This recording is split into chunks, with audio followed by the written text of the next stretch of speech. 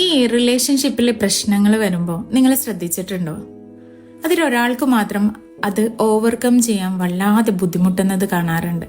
അപ്പുറത്ത് നിൽക്കുന്ന ആൾക്ക് വിഷമമില്ല എന്നല്ല, അവർക്ക് അവരുടെ കാര്യങ്ങൾ പ്രോപ്പറായിട്ട് കൊണ്ടുപോകാൻ പറ്റുന്നുണ്ട്. ഫുഡായാലും ഉറക്കമായാലും ജോബായാലും അവരത് പ്രോപ്പറായിട്ട് കൊണ്ടുപോകുന്നുണ്ട്. വിഷമം ഉണ്ടാവും, പക്ഷെ അവരത് പ്രോപ്പറായിട്ട് കൊണ്ടുപോകുന്നുണ്ട്. പക്ഷെ നിങ്ങൾക്കോ അത് പറ്റണില്ല, ഉറങ്ങാൻ പറ്റണില്ല, ഡിപ്രഷൻ മോഡിലേക്ക് പോകുന്നുണ്ട്, മൈൻഡ് സ്വിച്ച് ഓൺ ആകുന്നുണ്ട്, അങ്ങനെയുള്ള ഒരുപാട് ഇഷ്യൂസ് വരുന്നുണ്ട്. ഞാൻ ചോദിക്കുന്നത് അതല്ല, രണ്ടുപേരും ഒരേപോലെ സ്നേഹിച്ചിട്ട് ഒരാൾക്ക് മാത്രം ഇങ്ങനെ വരുന്നത് എന്തുകൊണ്ടാണ്? നിങ്ങൾ ചിന്തിച്ചിട്ടുണ്ടോ?